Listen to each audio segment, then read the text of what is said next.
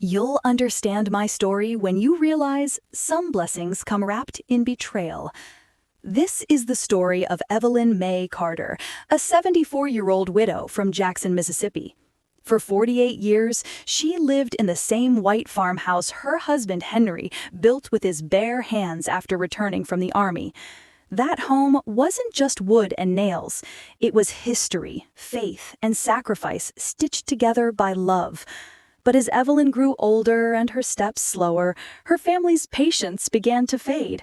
Her son Marcus and his wife Tanya had moved in to help out, or so they said.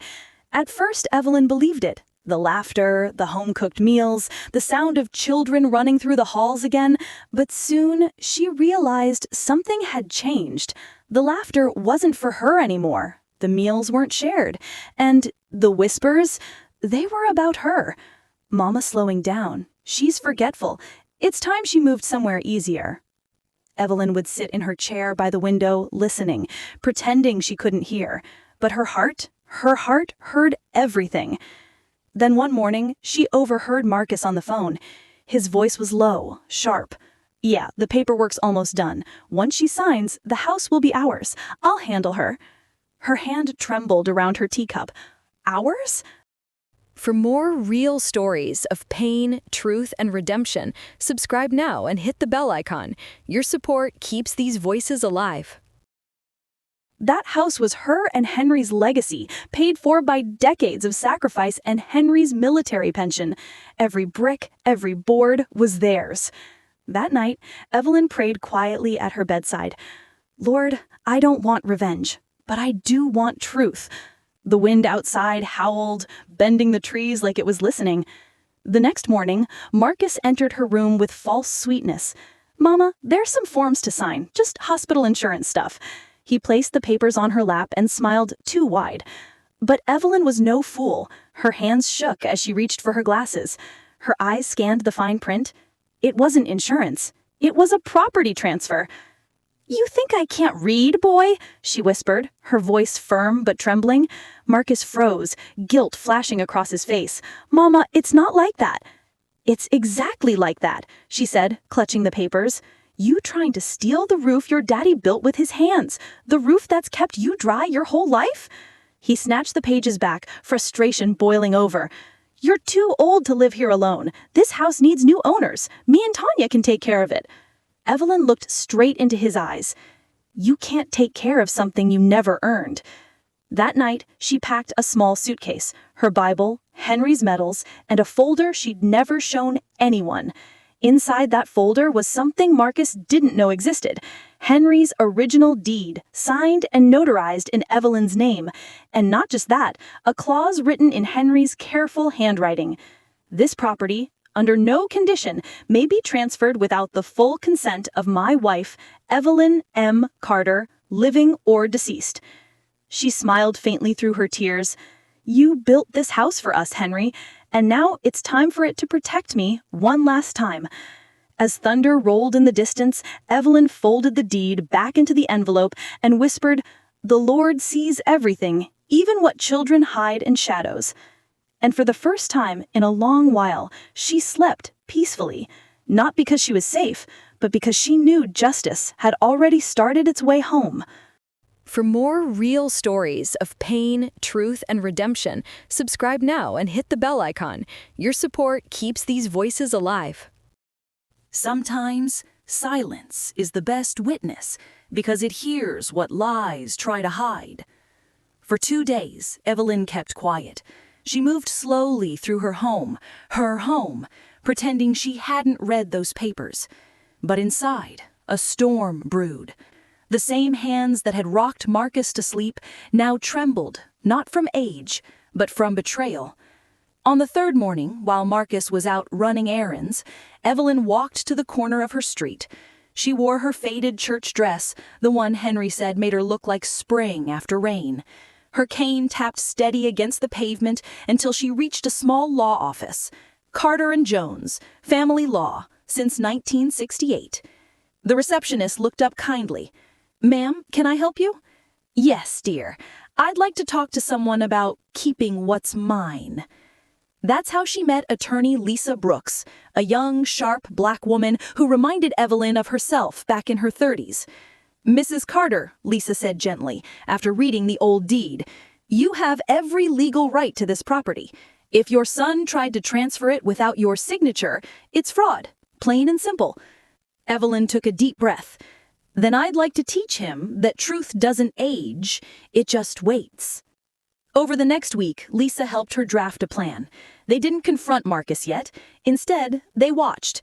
Evelyn began receiving bank notifications, accounts Marcus had opened in her name, loans taken against the property. The greed was deeper than she'd feared. Each night she sat by her window, her Bible on her lap.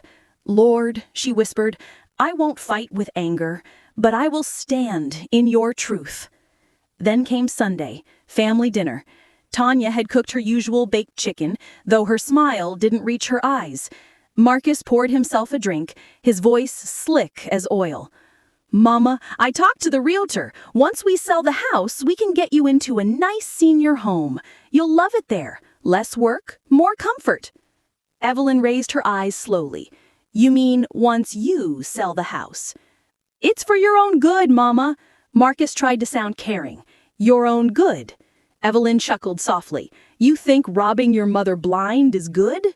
The room froze. Tanya's fork clattered against the plate. "What are you talking about?" she stammered. Evelyn reached into her purse and pulled out a neatly folded envelope.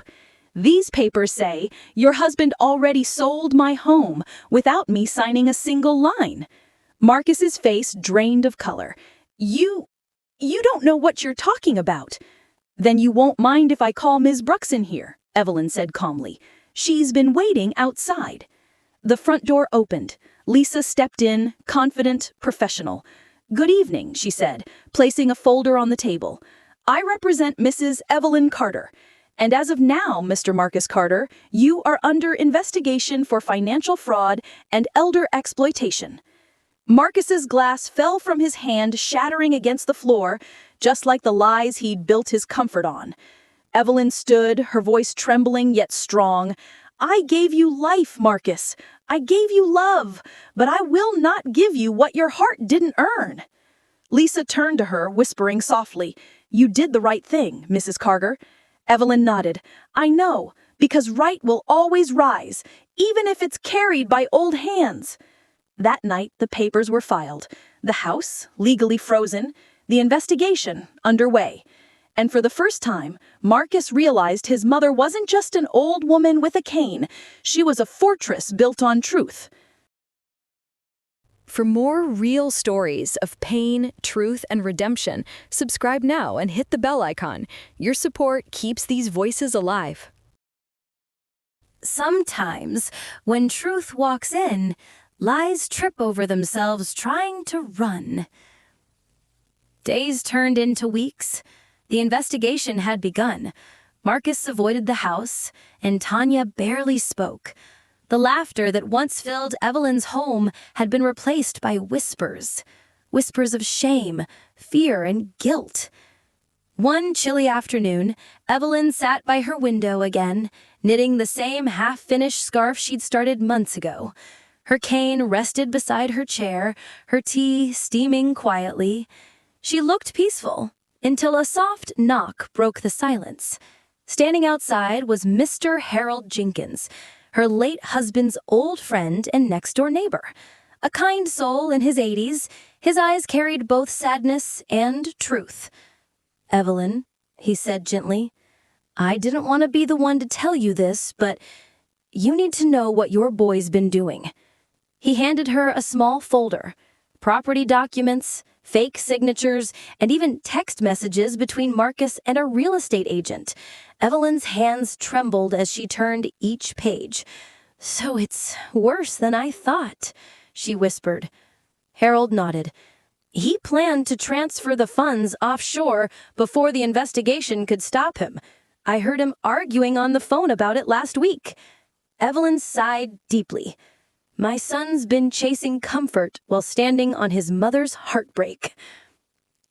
That evening, Lisa Brooks came by. "Mrs. Carter, this changes everything. With these documents, the court can freeze all his accounts. You'll have your home and your justice." Evelyn smiled faintly. "Justice," she said. "I just want peace, baby. But maybe they're the same thing." A week later, the court summoned Marcus. The courtroom buzzed with tension.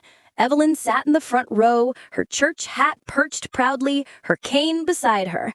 Marcus looked broken, tired eyes, shaking hands. When the judge read the charges of elder fraud and forgery, he couldn't meet his mother's gaze. "Mr. Carter," the judge said firmly, "your mother's strength and honesty have preserved not only her rights, but the dignity of those you tried to take from her. You are sentenced to probation, restitution, and mandatory service at the senior home your mother was meant to live in." The courtroom gasped. Evelyn closed her eyes, a tear slipping down. It wasn't vengeance. It was balance restored. After the hearing, Marcus approached her slowly. "Mama, I'm sorry," he said, his voice cracking. I thought I was helping. I thought you'd be better off." Evelyn looked at him long and hard. "Better off without my home? Without my name? Marcus, I raised you to be a man who builds, not takes." She placed her hand on his arm. "Now you will learn to build again, this time from the ground up." He nodded, tears falling freely. "I will, Mama. I swear I will." As she walked out of the courthouse, the autumn wind brushed her silver hair. The world felt lighter, not because justice had been done, but because truth had spoken louder than greed. Back home, Evelyn stood in her doorway, breathing in the familiar scent of old wood and warm memories. Her house, her sanctuary, was safe once more. She whispered to the empty room, "Henry, we did it. Our home is ours again." And for the first time in years, Evelyn slept through the night, not as a burden, but as a survivor who turned pain into power.